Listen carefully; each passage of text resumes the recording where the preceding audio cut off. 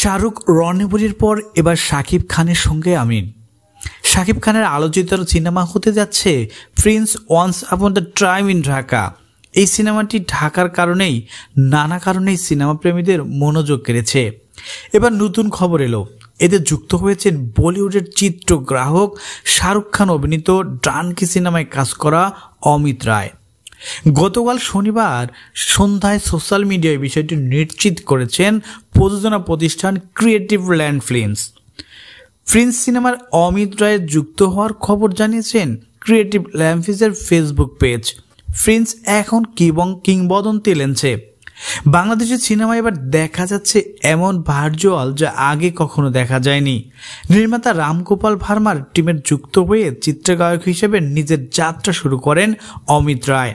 কাজ করেছেন নিঃশব্দ, দাস কাহিনী, সরকার রাজ, দম মারো দম, লাভ সহ অসংখ্য সিনেমায়। অমিত রায়ের যুক্ত হওয়া প্রসঙ্গে নির্মাতা আবু হায়াত মাহমুদ বলেন, আমরা শুরু থেকেই বলেছিলাম প্রিন্স হবে larger the life experience.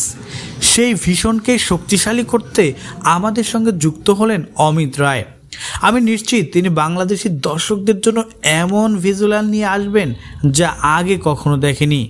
Prince সিনেমায় শাকিব খানের সঙ্গে দেখা যাবে 3 নায়িকাকে। এর মধ্যে তিনি পরিচিত মুখ আর এক চরিত্রের লঞ্চ করা হবে নতুন মুখ। তবে এখন ঘোষণা করা হয়নি নায়িকাদের নাম। আগামী বছর রোজার ঈদে মুক্তি পাবে প্রিন্স। তবে শাকিব খান কোন 3 নায়িকা নিয়ে কাজ করছে জনমনের রীতিমতো আলোচনার কেন্দ্রবিন্দু হয়ে দাঁড়িয়েছে। এবার শাকিব খান, শাহরুখ খান এবং রণবীরের সঙ্গে কোন নায়িকা যুক্ত হচ্ছে? দর্শক, আপনার গুরুত্বপূর্ণ মন্তব্য জানিয়ে কমেন্ট করতে পারেন আমাদের কমেন্ট বক্সে।